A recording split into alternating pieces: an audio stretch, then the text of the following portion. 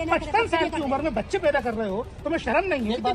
हम बच्चे 5 बच्चे हम कैसे पाल सकते हैं? हम पाल नहीं सकते। क्यों पैदा कर रहे हो इतने बच्चे? हम किसी की मोहब्बत कर रहे हैं, अपने खुद ही पाल रहे हैं। मोहताजी में नहीं हो, किसी चीज का ये सरकार की व्यवस्था में नहीं रह रहे हो तुम। सरकार हमें क्या दिया, हमारे बच्चों को क्या ये दिया? घर दिया खाने को दे रही? खाने दो, हमें ऐसे आप पहली नजर में आपको लगेगा कि इस गरीब मौलाना की मदद भारत सरकार नहीं कर रही है, इसीलिए 55 की उम्र में सिर्फ बच्चे पैदा करने का काम कर रहा है। जब इसके पीछे आप जाएंगे, सच्चाई की खोज करेंगे, तो सच्चाई बहुत ही डरावनी है।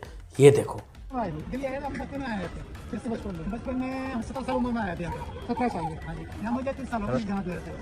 71 के बाद आए? 71 के बाद आए। 71 के बाद यहाँ पे सिस्टम बन गया सब। अल्लाह बोल लेते हो? हाँ, सब कुछ बोले, सब कुछ बोले थे। और बच्चे की उम्र तुम्हारी कितनी है? छोटे वाले की भी है? ये उम्र 6 साल की है मेरे। जो हमारी तय करते थे, अपने गद्दे सरकार क्यों छोड़ दिया? फिर मोदी जी क्यों बैठा हुआ है?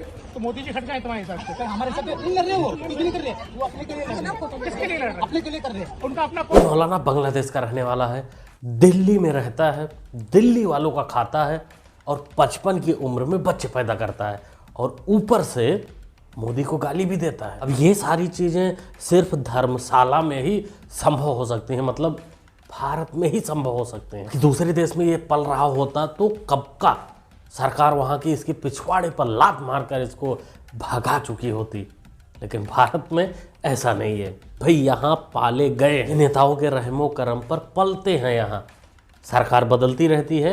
ये लगभग 1980 के आसपास का रहने वाला है, तब से ये दिल्ली में रह रहा है। कांग्रेस की सरकार थी, सब कुछ कांग्रेस के हाथ में था। अब दिल्ली में केजरी मियाँ के हाथ में, तो सब अपनी अपनी राजनीति इन लोगों के सहारे चलाते रहे और इनको पालते रहे। क्या नाम है तुम्हारा? नाम बताओ। कहाँ रहा तो? आनंदपुरम तुम रहा कहूँ मेहनतपुरा काहे के लिए? हाँ रे आनंदपुरवा काहे लिए मारो? खाई के लिए मोर मरी हो तुम, तो मोर मरी हो, खाई हो तुम। मोर मरी हमने। ये कुत्ता, सुअर, घोड़ा, गधा कम पड़ गया था क्या मौलाना, जो तू हमारे देश की राष्ट्रीय पक्षी मोर को भी मार डाला, उसको भी पका के खाने के चक्कर में है। वैसे तो मोर पालना ही अनलीगल है, मोर को कोई पाल नहीं सकता, लेकिन तूने जो किया है हमारे राष्ट्रीय पक्षी को मारकर खाने की जो हिम्मत की है, पर बुलडोजर बाबा तेरे को वो सजा देंगे, तेरा पूरा जमात, पूरा तेरा खानदान याद करेगा। जल्द रिजल्ट आएगा तेरा। संभल की मस्जिद आसार कदीमा का प्रोटेक्टेड मॉन्यूमेंट है। प्रोटेक्टेड मॉन्यूमेंट का कानून यह है कि उसके 100 मीटर के अतराफ में कोई तामीरी नहीं हो सकता। यह पार्लियामेंट का कानून है। मगर यह कौन सी संभल की पॉलिस है जो आसार कदीमा के प्रोटेक्टेड मस्जिद के 100 मीटर नहीं बल्कि उसके 5 फीट के फासले पर आउटपोस्ट बना रहे हैं, और वो आउटपोस्ट वक्फ की जमीन में बना रहे हैं। मुरादाबाद के 39A में वो वक्फ का दर्ज है, सुन्नी वक्फ बोर्ड में दर्ज है, वहां पर संभल की पुलिस बना। हाँ चाचा जानी ना, यूपी में नहीं, बाबा से बकचोदी बिल्कुल नहीं। तू और जगहों पर जा, वहां वक्फ बोर्ड को बोल कि वो अपना अधिकार जमाए, बोल दे कि ये सारा एरिया हमारा है और लोग साबित करते रहें। लेकिन यूपी में ऐसा नहीं है। यूपी में पहले सरकार बिल्डिंग बनाएगी, उसके बाद तेरे को बताएगी। तू अब घूमता रहे, तू कागज दिखा, तू साबित कर कि तेरा कैसे।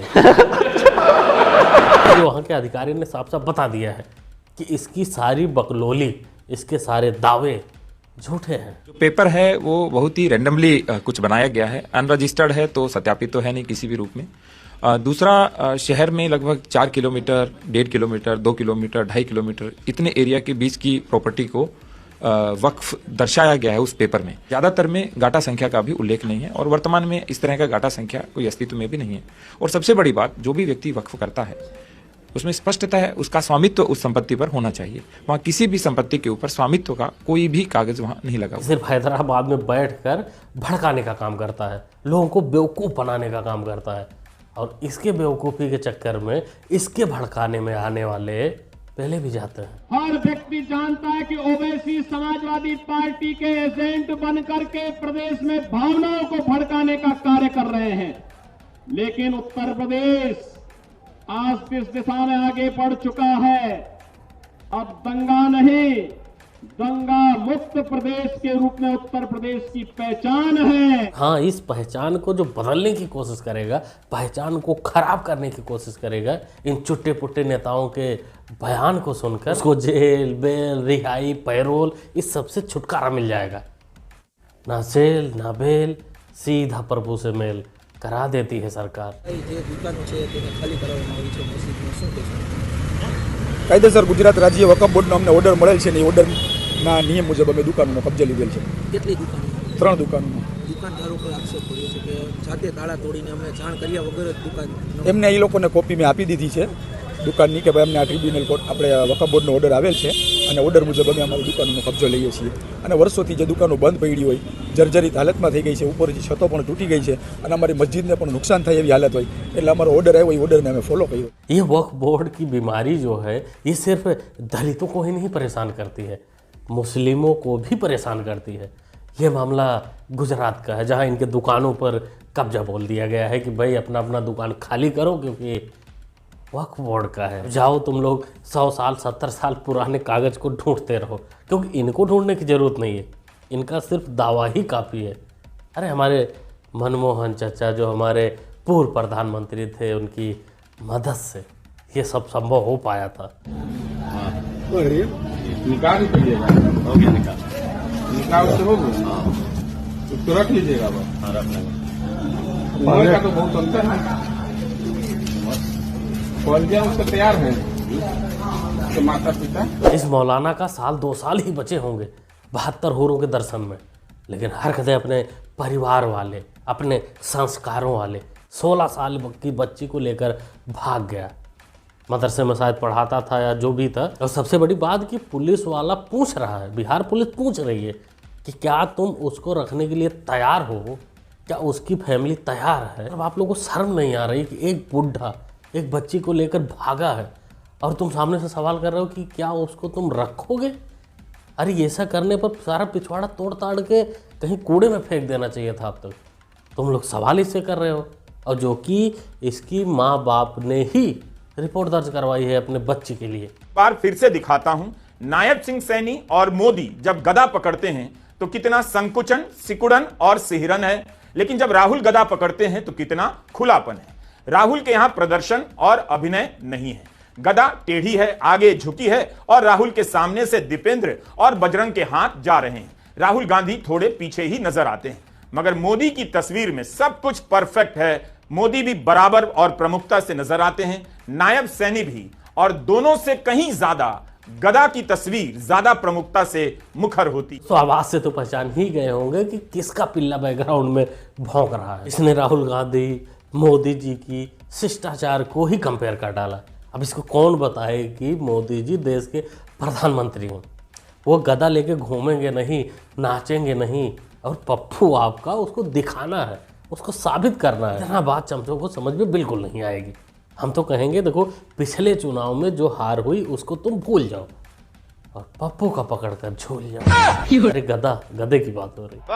चस्का हर तरह के दर्शक को है, जो अच्छा दर्शक है उसे ही बड़ा मजा आता है। वो मुझे भी कहता है कि आप क्यों नहीं जाते हैं गांव गांव में घूम के, लेकिन मुझे पता है कि अब वो समय नहीं है कि चौराहे पे खड़ा करके आप जैसे बोलेंगे 4 लोग आएगा मोदी मोदी करने लग जाएगा, 4 लोग धक्का देगा, फिर अगर आप किसी और हॉस्टाइल स्टेट में हैं तो पुलिस मदद नहीं करेगी। 10 तरह की समस्याएं होती। ये खुद मान रहा है कि ये चाटते चाटते अपना इमेज इतना खराब कर लिया है कि ये सामने से चौराहे पर जाने लायक नहीं बचा है। किसी का इंटरव्यू नहीं कर सकता चौराहे पर जाके, क्योंकि वहाँ लोग नारेबाजी करने लगेंगे।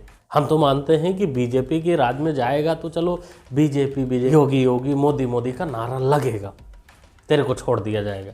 लेकिन कहीं ममता बानों की बुराई करके और उसके राज्य में चले जाओगे तो फिर मान लेंगे। वहाँ से लौटते समय पूरी चाल बदल चुकी होगी, चलने का तरीका बदल चुका होगा। नहीं पता लगा बांग्लादेशी रख रहे हैं आप? भाई बंगाली का पता ही नहीं चला सर आपको। माताजी कही है यो है, हमने उससे आईडी की कही, ने बोला हमारी आईडी खूरी है, हमारे पास आईडी नहीं है। जिम्मेदारी बनती थी पुलिस को भेजना। भाई देखो सर, मैंने नहीं सोचा कि ये इतने गरीब से आदमी लग रहे हैं, ये कूड़े कबाड़े वाले, इसलिए भाई नहीं करा। माता जी, भोली भाली माता जी, जिनको आप कूड़ा कबाड़ा वाला समझ रही हो, वही देश का कूड़ा कबाड़ा करने के लिए आए हैं, हले गए हैं, वो कब अपने 5 बीबी 50 बच्चों के साथ तुम्हारे ऊपर हमला कर देंगे तुमको पता भी नहीं चलेगा। ये मकान मालिक सतर्क रहें, खासकर दिल्ली और उत्तर प्रदेश के गाजियाबाद से सटे इलाकों में, क्योंकि सबसे ज़्यादा वहीं ये कांड होता है। सारे रोहिंग्या और भाई साहब ये सीमापुरी डिपो के पास का दृश्य है,